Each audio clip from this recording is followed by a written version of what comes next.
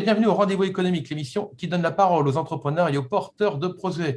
L'émission aujourd'hui est réalisée en visioconférence sur le thème Entrepreneur, quel est votre challenge? Et pour en parler aujourd'hui, j'ai le plaisir d'échanger avec Jean-Pierre Caramez. Bonjour Jean-Pierre. Bonjour Philippe et merci de me donner cette tribune. Eh ben oui, la tribune donc pour Alors conseiller immobilier, d'abord, qu'est-ce que c'est? Rappelez-nous. Alors conseiller immobilier, à mon sens, c'est quelqu'un qui va être aux côtés des gens qui sont sur un projet de vie très important, passer d'un foyer à un autre. Et donc ça peut être la vente d'un appartement ou d'une maison. Et donc à ces moments-là, on peut avoir énormément de questions et à ces questions, moi j'y réponds. Projet de vie, ça équivaut à, est-ce que ça équivaut à la réussite forcément d'un challenge? Est-ce que la réussite professionnelle passe forcément par la réussite d'un challenge? Pas des challenges, on s'en fixe tous les jours, je dirais, quand on se lève. Le challenge, c'est d'aller trouver des nouvelles personnes. C'est une fois qu'on a trouvé ces personnes, c'est de réussir à répondre à leurs questions. Une fois qu'on a répondu à leurs questions, c'est réussir à aller au bout de ce que l'on s'est fixé. Et donc, moi, j'aime bien parce que tout est challenge, en fait. Ce sont des petits pas. Chaque petit pas est un challenge. Et une fois qu'on a réussi un de ces challenges, on passe au suivant et on est chaque fois plus fort. Ça, c'est intéressant. Et quand on passe au suivant, en général, on essaie de grimper une échelle, de mettre la barre toujours un peu plus haut.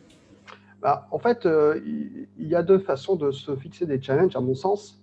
Le premier, c'est d'avoir des rêves très grands. C'est quand on rêve, il faut rêver très grand. Et pour y arriver, bien sûr, on ne peut pas se dire je vais partir du point A au point Z comme ça d'une seule fois. Donc, il faut se fixer des points B, C, D, etc.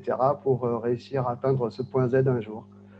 Pour ma part, mon point Z, c'est de réussir à créer une équipe sur le Brésil, une fois que le réseau se sera ouvert au Brésil. Et pour cela, les points A, B, C, D, c'est déjà de développer mon activité ici en local, de trouver des personnes qui vont me rejoindre ici en local, développer ensuite peut-être en Europe et pour un jour réussir à développer au Brésil.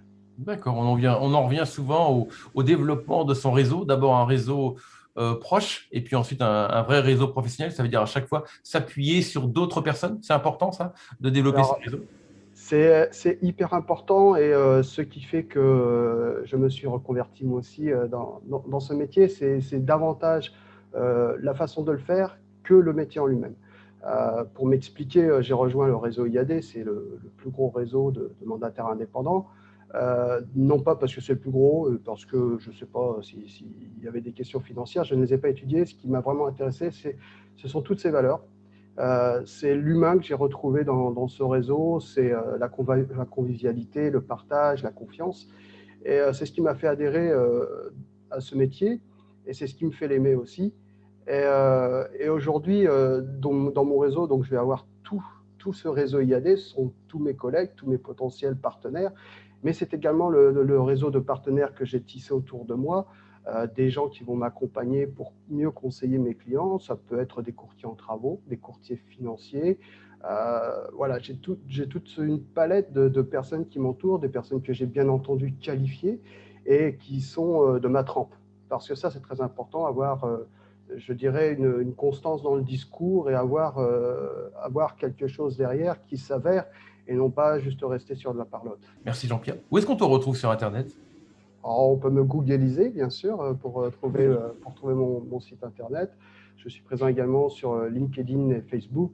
En toute humilité, je suis très très loin de maîtriser les réseaux sociaux et j'en fais pas forcément, c'est dommage, mais j'en fais pas forcément ma vitrine. Ma vitrine, je dirais que c'est plutôt l'expérience que j'apporte aux gens et après le bouche à oreille.